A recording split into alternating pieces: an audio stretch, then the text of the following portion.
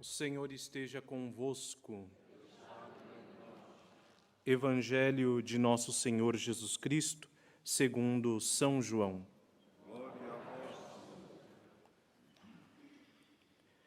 Naquele tempo, disse Jesus aos seus discípulos: Agora vou para aquele que me enviou, e nenhum de vós me pergunta: Para onde vais? Mas, por eu vos ter dito estas coisas, o vosso coração encheu-se de tristeza. No entanto, eu digo-vos a verdade. É do vosso interesse que eu vá. Se eu não for, o Paráclito não virá a vós. Mas se eu for, eu vô-lo enviarei. Quando ele vier, convencerá o mundo do pecado, da justiça e do julgamento. Do pecado, porque não acreditam em mim. Da justiça, porque vou para o Pai e não me vereis mais. Do julgamento, porque o príncipe deste mundo já está condenado. Palavra da salvação.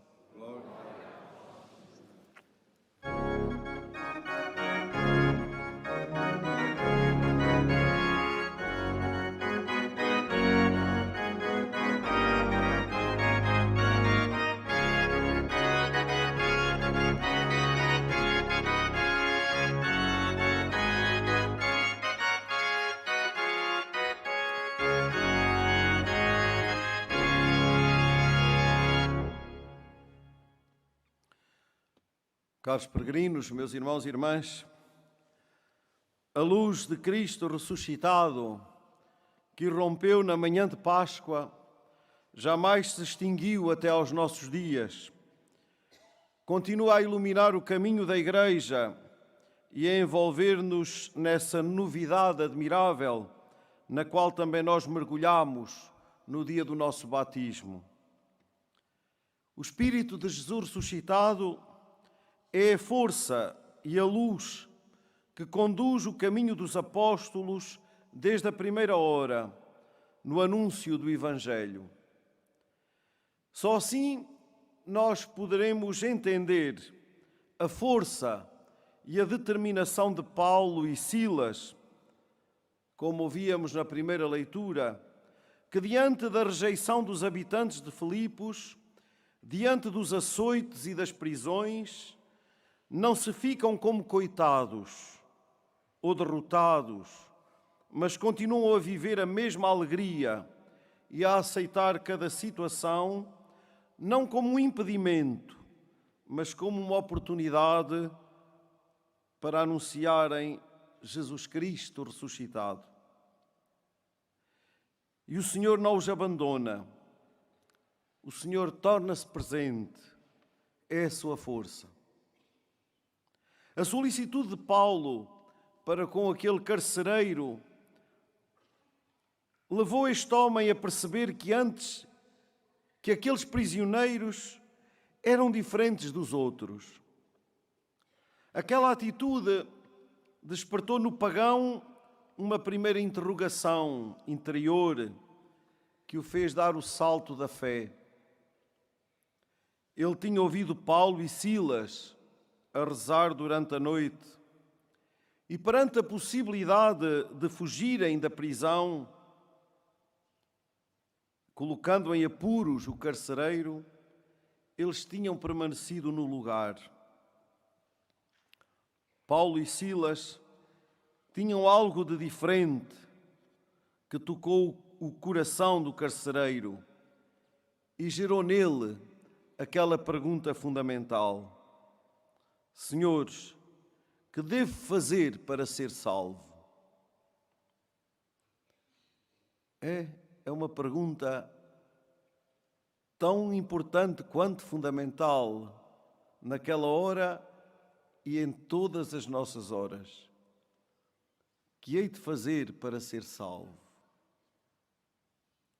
Primeiro que nada, percebermos se estamos interessados nesta salvação. ou se a nossa vida já entrou de tal maneira numa rotina onde já não precisamos de nada, nem de considerar nada, muito menos preocupar-nos com a graça da vida e da salvação. Senhores, que devo fazer para ser salvo? Na verdade, aquele homem percebeu tudo no instante. Ele percebeu que o que aqueles homens, Paulo e Silas, tinham para lhe oferecer não era apenas a sua segurança, a continuidade e a defesa do seu trabalho. Eles tinham para lhe oferecer muito mais, infinitamente mais do que isso. Ele percebeu que aqueles homens, Paulo e Silas, aqueles apóstolos, lhe traziam a salvação, a vida. Acredita no Senhor Jesus e serás salvo, tu e a tua família.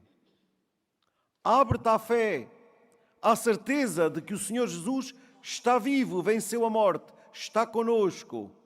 Realiza em nós a sua vida e a sua obra. E diríamos que num rápido catecumenado, o carcereiro praticou a caridade, lavando as feridas de Paulo e Silas, para logo de seguida ser batizado e se tornar irmão muito querido daqueles prisioneiros. A ação do Espírito de Jesus ressuscitado surpreende-nos, comove-nos e supera todas as nossas expectativas humanas. E muitas vezes não é assim porque não nos abrimos a Ele.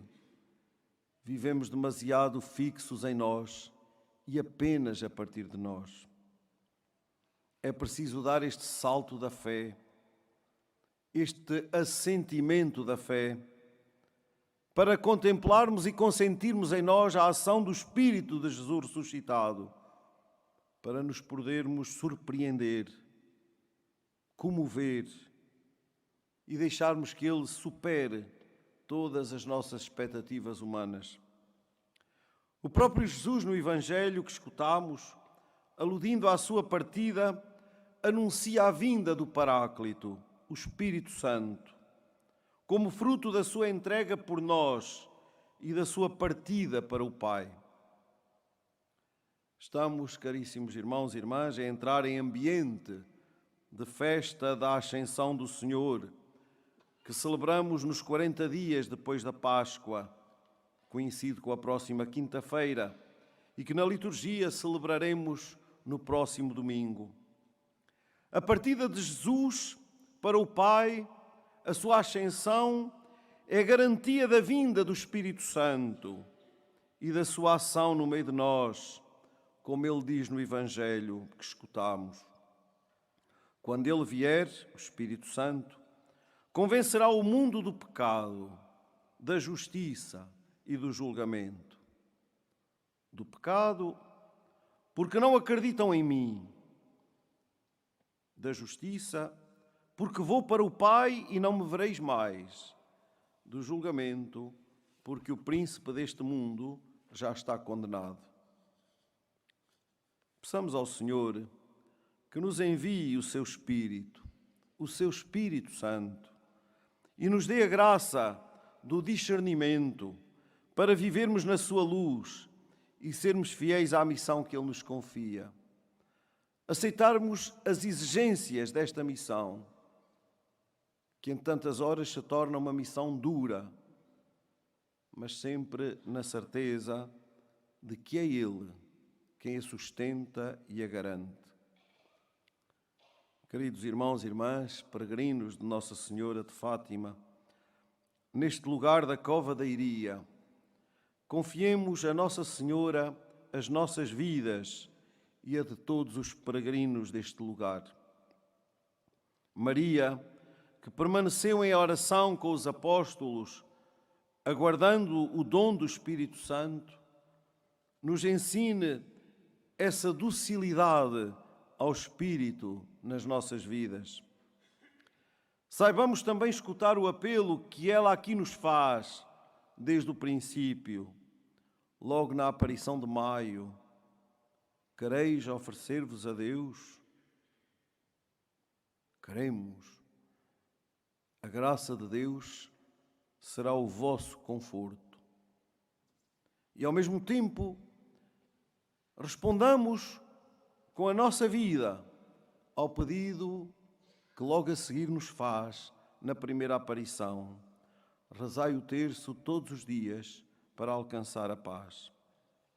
Estas duas atitudes, de nos oferecermos a Deus e de rezarmos, são outros tantos modos de vivermos e testemunharmos a luz da Páscoa de Jesus no nosso tempo e na fidelidade ao Espírito Santo.